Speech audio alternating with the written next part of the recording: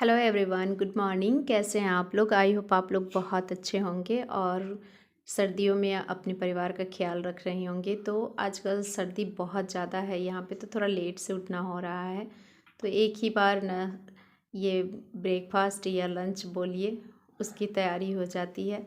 और उसके बाद मैं नहाने चली गई थी, फिर आई तो कद्दूकस किया गोभियों को। तो एक बार मैंने आप लोगों के साथ शेयर किया था, वो सिंपल कद्दूकस करके चीज़ पराठे बनाई थी।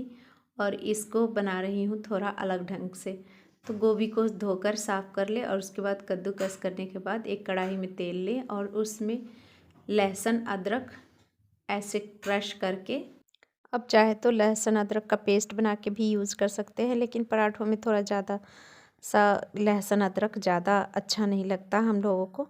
फिर उसके बाद इसमें बेसिक मसाले, वही हल्दी पाउडर, मिर्च पाउडर और थोड़ी सी धनिया पाउडर डाल दें और सौटे कर ले। सौटे करने के बाद तो जो कद्दूकस किया हुआ गोभी है उसको डाल करके अच्छे से थोड़ा सा सौटे कर ले। और इसमें पानी अच्छे से निकलने लगती है, साथ में नमक भी डाल दे ताकि एक साथ दोनों के पानी जो छूटेंगे सूख जाएंगे।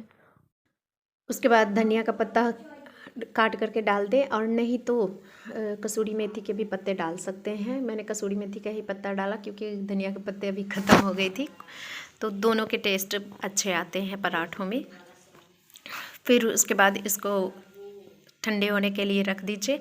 और उसके बाद आटे में नमक, अजवाइन 1 चम्मच और 1 चम्मच भर के मलाई डाल दे और उसको अच्छे से मिला ले। और मिलाने के बाद एक डो तैयार कर ले। और डो जब तैयार हो जाए तो फिर उसमें ना 1 चम्मच कोई भी खाने वाली तेल आप डाल करके और अच्छे से उसको गूँध ले। वो बहुत ही सॉफ्ट बन जाएगा पराठा आपका, एकदम क्रंची क्रंची बन जाएगा। आप या तो कचौड़ी भी बना सकते हैं इसको भर के, और पराठा भी बना सकते हैं। तो मैंने तो सूट नहीं किया, बस ये डो तक ही था।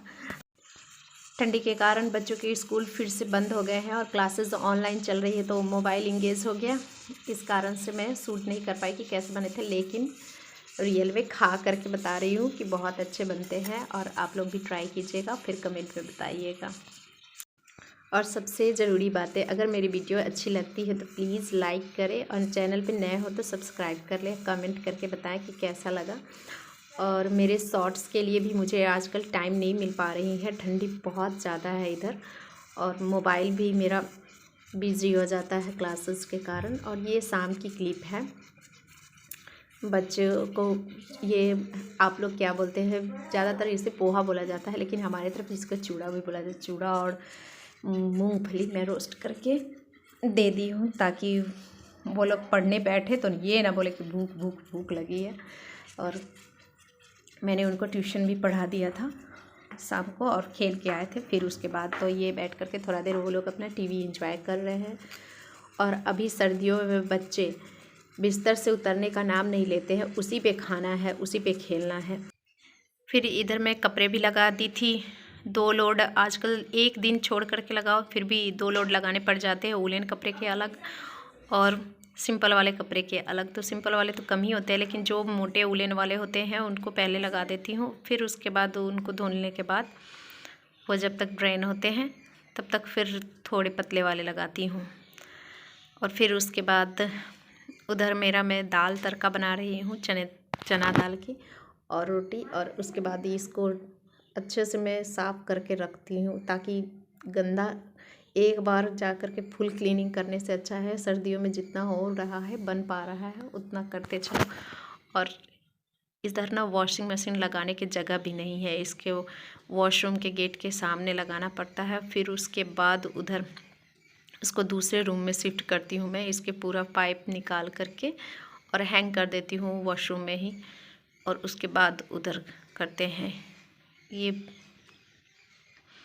यहाँ पे बहुत प्रॉब्लम है। फिर इसके बाद इसको मैं शिफ्ट कर रही हूँ। और खाना बना चुकी हूँ, बच्चों को खिला चुकी हूँ, और फिर उसके बाद बर्तन सारा उठा करके गर्म पानी से धो रही हूँ। इतनी ठंडी है कि हाथ ना काम नहीं कर पाती है ठंडे पानी से धोने में। उसके बाद मेरे हाथों में दर्द रहते हैं, तो दर्द होने लगती है, तो मैं ज़्यादातर गर्म पानी कर लेती हूँ और उसके बाद धोती हूँ। फिर इधर भी गर्म पानी ला करके मैं एक बार रात में अच्छे से इस पे ब्रश से पहले कर देती हूँ। और काम हो या ना हो, लेकिन किचन क्लीनिंग तो रोज़ का, और रोज़ क्या तीनों टाइम का जब खाना हम बनाते हैं तो सफाई करना ही पड़ जाता है, क्योंकि चिकनाई लग जाती है और पता नहीं किचन साफ़ नहीं हो तो लगता है कि जैसे पूरा घर गंदा पड़ा है। किचन साफ़ हो जाए तो सब साफ़ लगता है। तो मैं एक वो बर्तन वाली ही जार से, स्टील वाले नहीं, वो जो कपड़े वाले आते हैं, उसमें थोड़ा सा साबुन लगा कर सब तरफ घुमा देती हूँ। फिर उसके बाद एक गीला कपड़ा और एक सूखा कपड़ा रखती हूँ। गीले कपड़े से 2 बार अच्छे से पोंछ देती हूँ और सूखा कपड़ा से पोंछ देती हूँ। और ये सुबह अगर लेट से भी उठे तो किचन साफ़ मिलता है तो पूरा मन फ्रेश रहता है।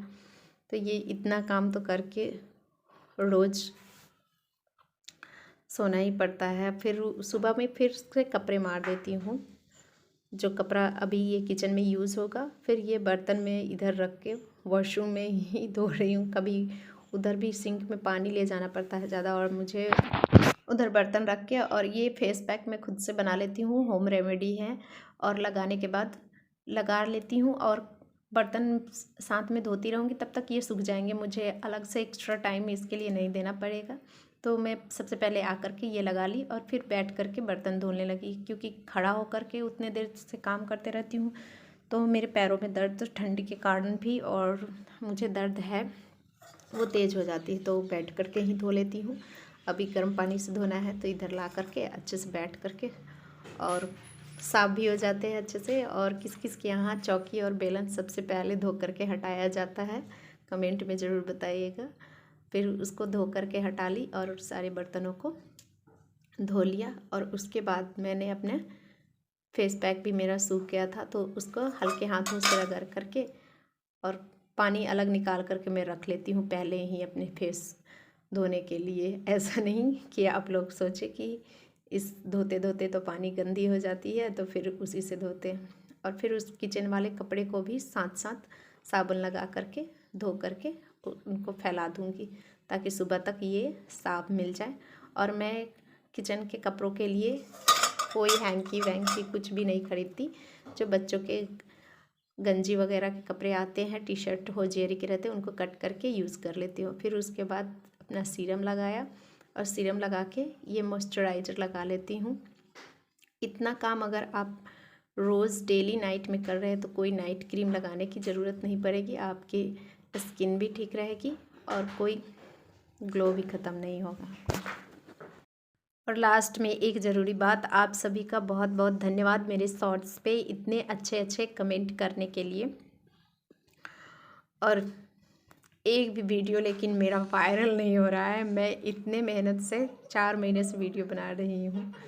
तो इसके बाद सर्दी का टाइम है, कितना भी आप रूम हीटर चला ले, कुछ भी कर ले, लेकिन जो मज़ा ये आग सेकने में आता है, मुझे तो आता है। बहुत लोग बोलते हैं कि उनके कपड़े महकने लगते हैं, लेकिन मुझे बहुत अच्छा लगता है। तो हम लोग आग सेकने लगे, मैं और मेरी बेटी, और उसका अभी चैप्टर चल रहा है कम्युनिकेशन का। तो बैठे बैठे वहाँ पोस्टल कम्युनिकेशन समझाना था, तो लेटर के बारे में मैं अपनी एक्सपीरियंस शेयर कर रही थी कि हम लोगों के ज़माने में जो लेटर रहा करता था। तो मैं फर्स्ट टाइम 3rd क्लास में थी और अपने पापा को लेटर लिखी थी और वही फीलिंग्स शेयर कर रहे थे।